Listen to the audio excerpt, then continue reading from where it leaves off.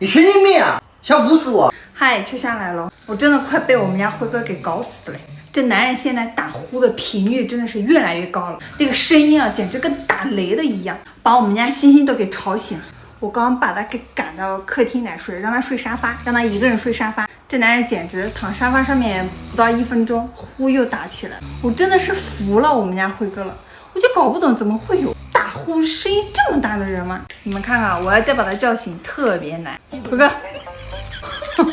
我估计这个时候我们家要是进贼的话，就算我们家辉哥在客厅睡着，贼把我们家给偷光了，我估计我们家辉哥都不知道的。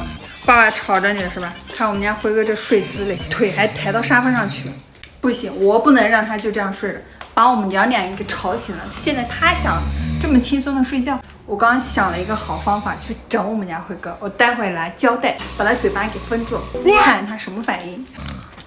家伙还在打呼，胶带中。不需要你干嘛？你打呼太吵了，那你刚刚打呼把我吵醒了，好，把我们娘俩都吵醒了。我看你们俩就睡不着，你让不让我睡觉了？都把我从床上赶到沙发上，你还怎么样？我睡大马路。好。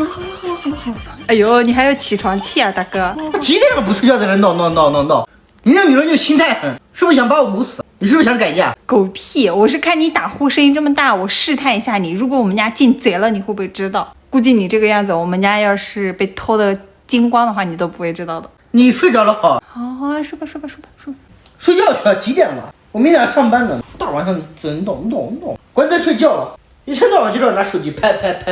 咋了？我拍下你的丑样子了是吗？我们家辉哥生气了，我真的是服了他了。刚跟我话讲完，不到2分钟，呼又打起来了。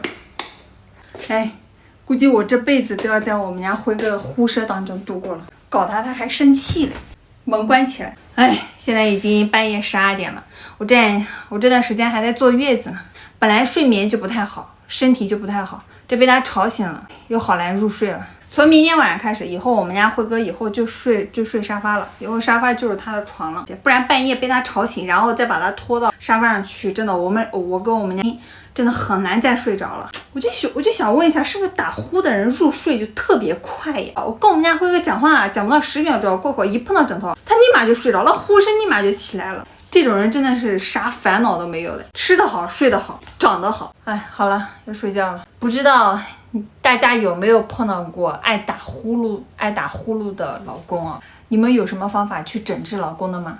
欢迎在评论区跟我分享呗。好了，拜拜。